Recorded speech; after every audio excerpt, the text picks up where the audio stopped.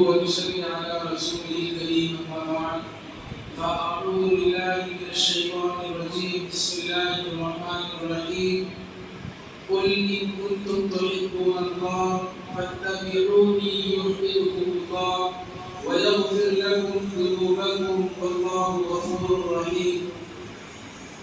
قال النبي صلى الله عليه وسلم من تمسك بسنتي عند فساد أمتي فله أجر 100 شهيد أو كما قال عليه الصلاة والسلام.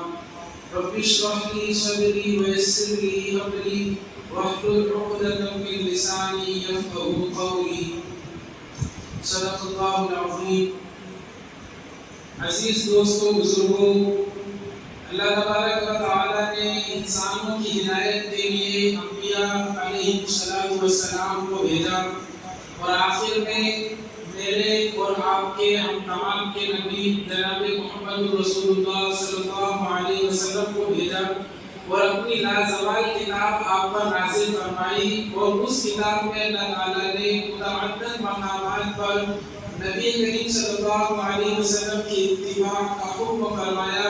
ایک جگہ اللہ تعالیٰ ارشاد فرماتے ہیں من یطع الرسول فقد اطاع اللہ، کہ جو اللہ کے رسول کی اطاعت کرے گا وہ اللہ تعالیٰ کی اطاعت کرے گا. گویا کہ نبی کی اطاعت یہ اللہ تعالیٰ کی اطاعت ہے.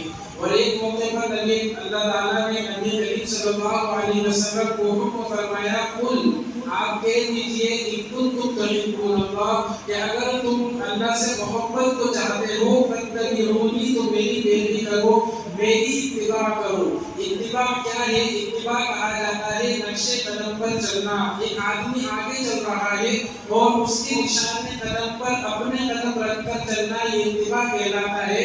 اور یہاں پر جو اتباع کا کہا جا رہا ہے نبی کی اتباع کرنا ہے، تو نبی کی اتباع میں نبی کریم صلی اللہ علیہ وسلم کے اقوال، آپ کے اعمال، آپ کے احوال اور آپ کی تغیرات، یعنی میرے نبی نے کیا کیا، میرے نبی نے کیا فرمایا، میرے نبی کا اٹھنا بیٹھنا اوڑھنا پہننا کیسا تھا، میرے نبی کے سامنے کسی صحابی نے کوئی کام کیا اور نبی کریم صلی اللہ علیہ وسلم نے اس پر نکیر نہیں فرمائی، منع نہیں کیا، تو ایسے کاموں کو اپنی زندگی میں لانا یہ ہے اتباع.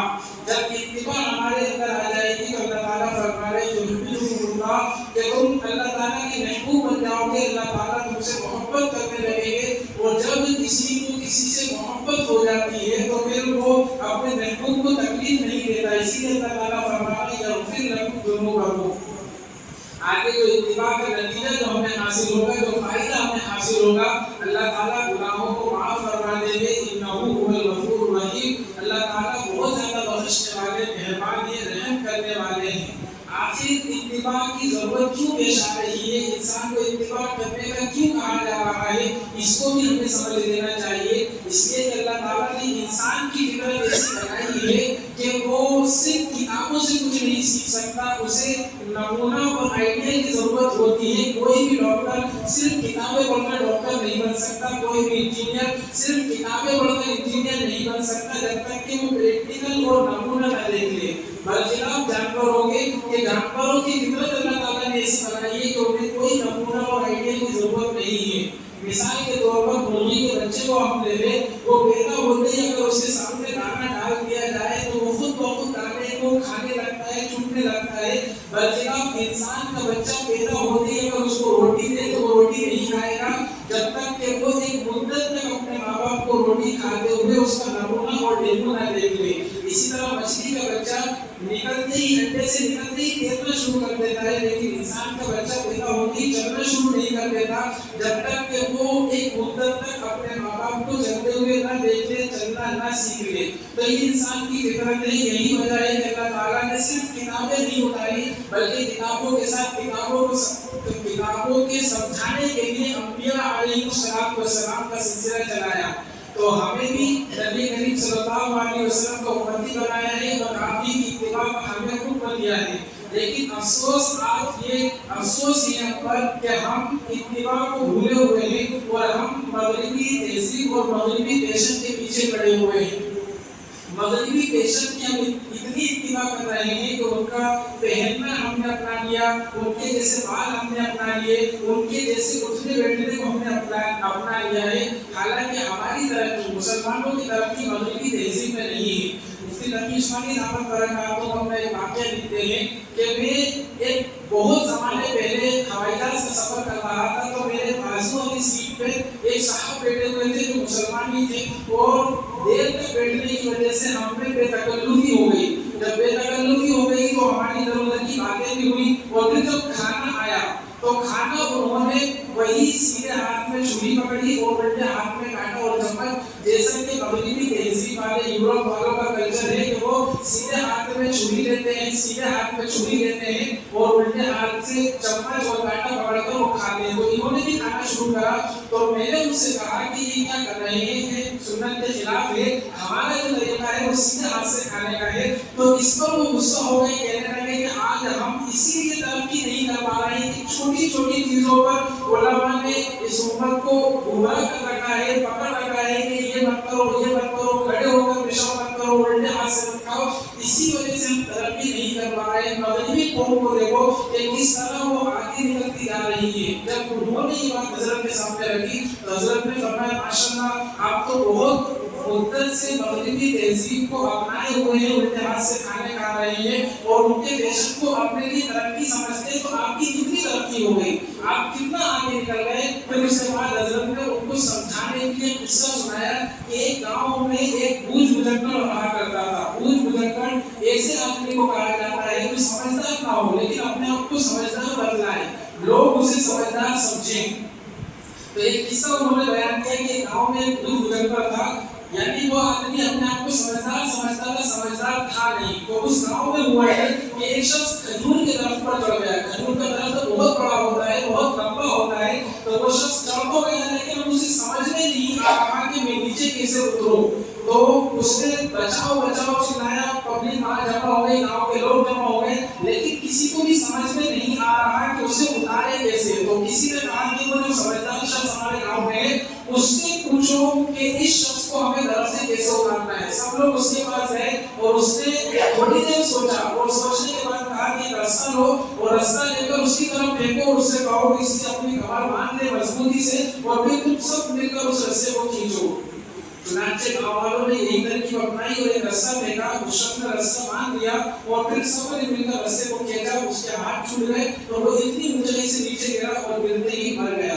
لوگوں نے دیکھا کہ اب تو اس کو بچانے کے لیے نکلے تھے، یہ تو مر گیا۔ پھر سب اس کے پاس گئے کہ تمہاری جو ترکیب تھی جو تم نے بتائی جس کو ہم نے کیا اس سے تو یہ شخص مر گیا۔ تو اس نے کہا کہ کسے مر گیا، اس کو مرنا نہیں چاہیے تھا، اس کو تو بچ جانا چاہیے تھا، اس لیے کہ جو ترکیب میں نے بتائی تھی یہ بچانے کی، میں نے کتنے لوگوں کو جو کنویں میں پھنسے ہوئے تھے اسی ترکیب سے انہیں کنویں سے باہر نکالا ہے، شاید اس کی موت ہی آنا ہوگی اس وجہ سے مر گیا، ورنہ میری ترکیب اور میرے بیان سے مر نہیں سکتا تھا۔ تو اس نے جو کنویں سے بچانے والے شخص والی ترکیب کو جو درخت میں پھنسا ہوا شخص اس پر اپنایا، اس پر ٹرائی کیا اور نتیجہ کیا ہوا کہ وہ آدمی جان سے چلا گیا۔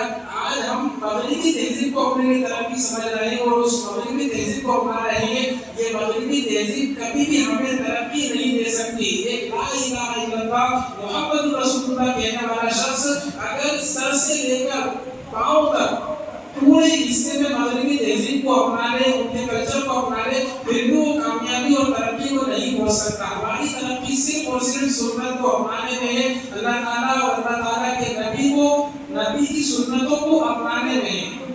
اس لیے ہم سنتوں کو اپنی زندگیوں میں لائیں، سنت پر عمل یہ سعادت ہے، اور سنت کا مذاق اڑانا یہ بڑی جسارت ہے، بڑی ہمت کا کام ہے۔ حضرت سلمہ بن اکوع رضی اللہ عنہ کی روایت ہے، ایک شخص نبی کریم صلی اللہ علیہ وسلم کے سامنے الٹے ہاتھ سے کھا رہا تھا، وہی مغربی کلچر اور مغربی تہذیب کی وجہ سے الٹے ہاتھ سے کھا رہا تھا۔ عرب میں بھی چونکہ پہلے یہی عادت تھی، یہی معمول تھا کہ وہ لوگ الٹے ہاتھ سے کھاتے تھے، تو نبی کریم صلی اللہ علیہ وسلم نے ان سے کہا کہ سیدھے ہاتھ سے کھائیے۔ تو جب حضور نے یہ حکم دیا تو اس حکم کو اس نے اپنے لیے توہین سمجھا کہ حضور چار لوگوں کے سامنے مجھے کہہ رہے ہیں، تو توہین اس نے اپنی انسلٹ سمجھا، اور پھر اس انسلٹ میں اس نے تکبر میں حضور سے کہا کہ میں سیدھے ہاتھ سے کھا نہیں سکتا، اس لیے الٹے ہاتھ سے کھا رہا ہوں۔ نبی کریم صلی اللہ علیہ وسلم نے فرمایا کہ تم زندگی بھر اپنا ہاتھ، اپنا سیدھا ہاتھ اپنے منہ تک نہیں لے جا پاؤ گے۔ نبی کریم صلی اللہ علیہ وسلم نے ان کے لیے دعا فرمائی۔ یہاں رک کر یہ سمجھ لیجیے کہ نبی کریم صلی اللہ علیہ وسلم نے کبھی کسی کے لیے دعا نہیں کی، اپنے ذاتی انتخاب کے لیے بھی حضور نے دعا نہیں کی۔ پھر یہاں پر دعا کیوں کی؟ اس کی وجہ یہ ہے کہ جب نبی کریم صلی اللہ علیہ وسلم کسی چیز کا حکم دے اور آدمی تکبر میں بڑائی میں آ کر اس حکم کو ماننے سے انکار کر دے تو وہ جہنم کا مستحق ہو جاتا ہے۔ تو حضور صلی اللہ علیہ وسلم نے جہنم سے بچانے کے لیے دعا دیتی، دنیا ہی میں سزا دیتی تاکہ یہ آخرت کے عذاب سے بچ جائے۔ یہ دراصل نبی کریم صلی اللہ علیہ وسلم کی شفقت ہی تھی۔ تو ہمیں نبی کریم صلی اللہ علیہ وسلم کی سنتوں کو اپنی زندگیوں میں لانا ہے، اور خاص کر وہ سنتیں جن پر سے لوگوں کا عمل ختم ہوتا جا رہا ہے۔ حدیث پاک میں فرمایا گیا من تمسک بسنتی عند فساد امتی فلہ اجر مئۃ شہید، کہ جو میری امت میں سے وہ شخص ایسی سنت پر عمل کرے گا جس سنت پر عمل لوگوں کا ختم ہو چکا ہوگا، یعنی میری سنت کو زندہ کرے گا اور اپنے معمول میں لائے گا، تو اس کے لیے اس سنت کو زندہ کرنے کی وجہ سے، عمل میں لانے کی وجہ سے 100 شہیدوں کا اجر ملے گا۔ اب ہمیں یہ دیکھنا ہے کہ کون کون سی سنتیں ہیں جو معمول یہاں سے نکلتی جا رہی ہیں، لوگوں پر سے ان کا عمل ختم ہوتا جا رہا ہے۔ تو ایک سب سے بڑی سنت جس کو ہم نے بڑی نہیں سمجھا ہے، اس لیے ہم چھوڑ بیٹھے ہیں، مسواک کی سنت ہے۔ ہم میں سے کتنے یہاں موجود ہیں پورے مجمع کے اندر ایک دو ہی ایسے ہوں گے جو مسواک والی سنت کو لیے ہوئے ہوں گے۔ تو یہ ایسی سنت ہے جس سے لوگوں کا معمول ختم ہوتا جا رہا ہے۔ ہمیں مسواک کو اپنی زندگیوں میں لانے کی ضرورت ہے۔ حدیث پاک میں حضور نے فرمایا لولا ان اشق علی امتی لامرتهم بالسواک عند كل وضوء وفي روایت عند كل صلاۃ، کہ اگر مجھے امت پر اندیشہ نہ ہوتا تو میں مسواک کو ہر نماز کے وقت یا ہر وضو میں فرض کر دیتا، لیکن مجھے اندیشہ تھا اس لیے میں نے امت پر اس کو واجب اور ضروری نہیں فرمایا۔ مسواک کے عظیم فائدے ہیں، اور ایک بڑا فائدہ یہ ہے کہ جو نماز مسواک کے ساتھ پڑھی جاتی ہے، جو بغیر مسواک کی نماز پڑھی جاتی ہے، اس سے 70 گنا ثواب مسواک والی نماز کا بڑھ جاتا ہے۔ اور مسواک کا سب سے ادنا فائدہ یہ ہے کہ اس سے دانتوں کی صفائی ہو جاتی ہے، اور اب تو سائنسدانوں نے بھی اس بات کو مان لیا ہے کہ دانتوں کے لیے مسواک سے بہتر کوئی اور چیز نہیں ہے، کوئی ٹوتھ پیسٹ، کوئی منجن اس کے لیے اتنا زیادہ بیسٹ اور بہتر نہیں ہے جتنا مسواک ہے۔ اور اعلیٰ فائدہ کیا ہے کہ مرتے وقت کلمہ نصیب ہوگا۔ آج ہماری جو محنت ہے عبادات میں لگے ہوئے ہیں، اور ہماری آخری کوشش یہ ہے کہ ہمارا خاتمہ ایمان پر ہو، تو اس سے بڑا فائدہ ہمیں کیا چاہیے کہ مسواک سے ہمیں مرتے وقت کلمہ شہادت نصیب ہوگا۔ نبی کریم صلی اللہ علیہ وسلم مسواک کو اتنا پسند کرتے تھے کہ آپ گھر میں داخل ہوتے تو مسواک فرماتے، گھر سے نکلتے تو مسواک فرماتے، یہاں تک کہ جب آخری وقت تھا مرض الوفات میں، نبی کریم صلی اللہ علیہ وسلم کا آخری وقت چل رہا ہے، ام المؤمنین حضرت عائشہ صدیقہ رضی اللہ عنہا روایت کرتی کہ میرے بھائی حضرت عبد الرحمن یہ کمرے میں داخل ہوئے اور ان کے ہاتھ میں تازہ مسواک تھی۔ نبی کریم صلی اللہ علیہ وسلم کی بدن میں اتنی بھی طاقت نہیں تھی کہ آپ ارشاد فرمائیں کہ مسواک مجھے بنا دو، بلکہ ہم مسواک کو دیکھ رہے تھے۔ ام المؤمنین مزاج شناس تھی، حضور کے مزاج کو سمجھتی تھی، انہوں نے فوراً دیکھ لیا اور سمجھ لیا کہ حضور مسواک چاہ رہے ہیں، اپنے بھائی سے وہ مسواک لی اور مسواک کو چبا کر نبی کریم صلی اللہ علیہ وسلم کو مسواک کرائی۔ معلوم ہوا کہ مسواک کی جو فضیلت ہے بہت اونچی ہے، بہت بڑی ہے۔ ہمیں اس سنت کو زندہ کرنے کی ضرورت ہے، ہم سب اس سنت کو زندہ کریں گے، اور پھر فائدہ کیا ہوگا؟ 100 شہیدوں کے برابر ہمیں اجر ملے گا۔ ایک سنت یہ ہو گئی۔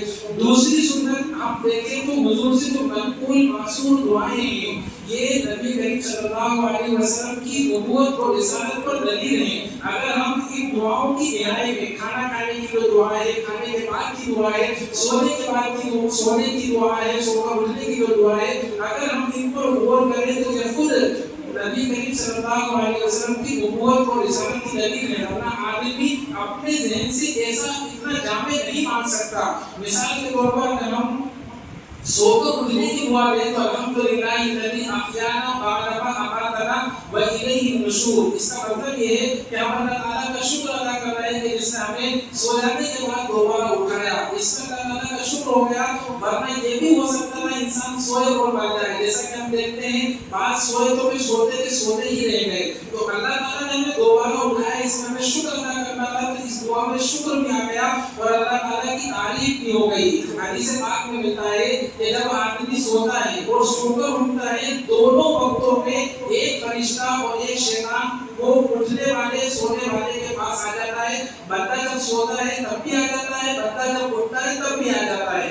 बंदा जब सोता है तो वो आकर ये चाहता है कि ये दुआ ना पड़े, अल्लाह ताला का बंदा ना सोए, ताकि अगर इसका इंतकाल हो जाए तो ये सीधा जहन्नम में जाए। ये शैतान की कोशिश होती है। फरिश्ते की कोशिश जो होती है कि वो दुआ पढ़े, जब आदमी दुआ पढ़ने लाए तो अल्लाह ताला के हिफ्ज़ व अमान में चला जाता है। इसी तरह जब उठता है तब भी यही कोशिश होती है। शैतान चाहता है कि दुआ ना पढ़े और पूरा दिन गुनाहों में ही गुजारे, अल्लाह ताला के साथ इसका कोई वंडे कोई ताल्लुक ना हो। लेकिन जब बंदा दुआ पढ़ लेता है तो अल्लाह ताला की हिफाजत और अमान में आ जाता है। इसलिए हम सोने की दुआ का भी एहतमाम करें, सोकर उठने की दुआ का भी एहतमाम करें। बैतुल खला जाने की दुआ है, अल्लाहुम्मा इन्नी अऊज़ु बिका मिनल खुबूसी वल खबाइस। इतनी जामे दुआ है कि हम जिस हालत जिस पोजीशन में वहां रहते हैं अल्लाह ताला का जिक्र नहीं कर सकते, लेकिन अगर हम ये दुआ पढ़ लेंगे तो उसका एक फायदा ये होगा कि उस हालत में भी हम अल्लाह ताला के शुक्र करने वाले लिखे जाएंगे नामे अमाल में। और फिर इसकी जामियत इतनी है कि वो जगह ऐसी है जहाँ शैतान खबीस रहते हैं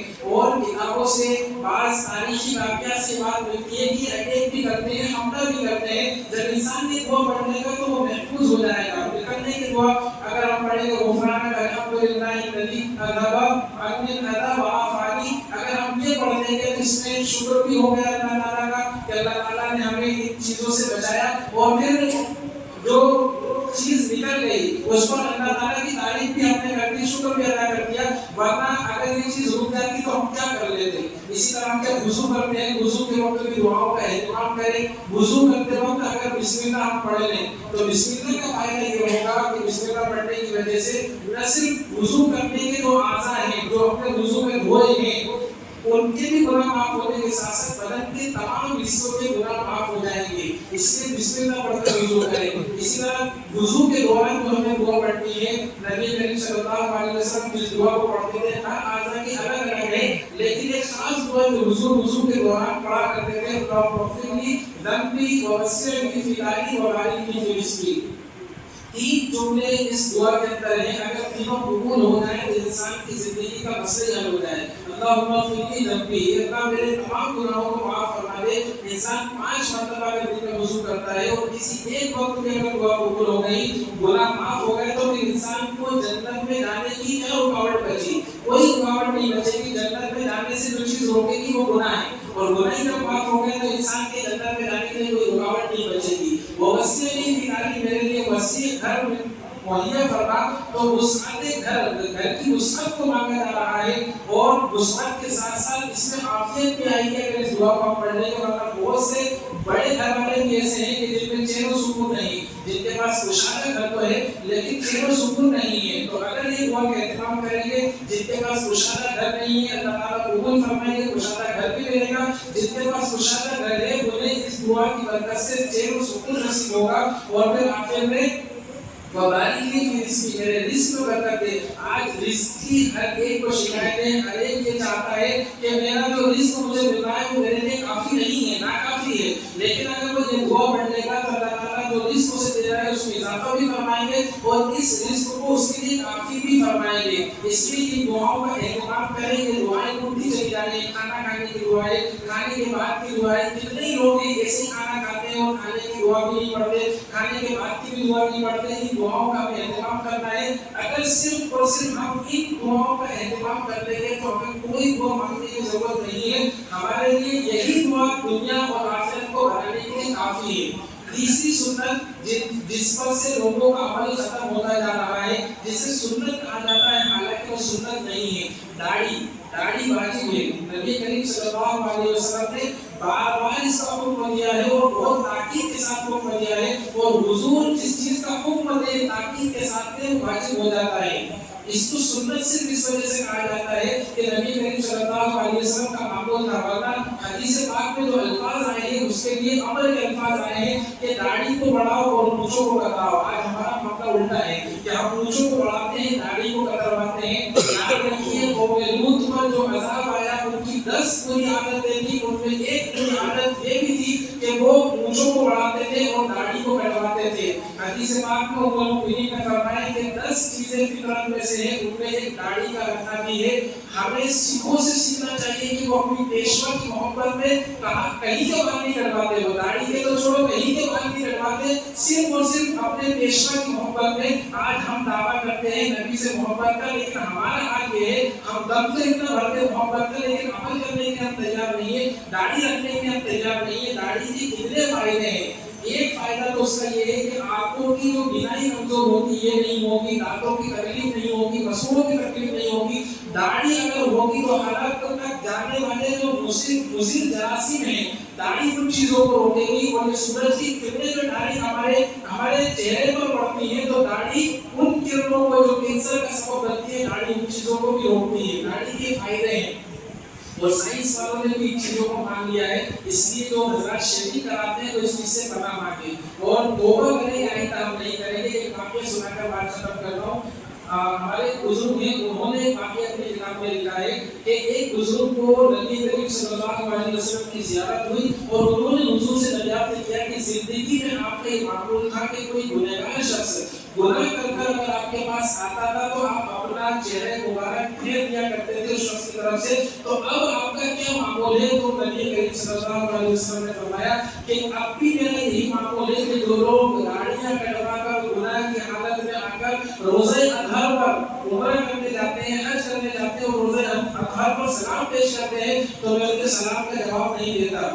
تو اندازہ لگائیے کتنی بڑی محرومی کی چیز بن رہی ہے۔ لہٰذا نیت کریں کہ ہم نبی کریم صلی اللہ علیہ وسلم کی ان سنتوں کو بھی زندہ کریں گے جو ختم ہوتی جا رہی ہیں اور جو چل رہی ہیں ان کو بھی، بلکہ ہر سنت کو اپنی زندگی میں لانے کی کوشش کریں گے۔ اللہ تعالیٰ ہم تمام کو کہنے سننے سے زیادہ عمل کی توفیق عطا فرمائے۔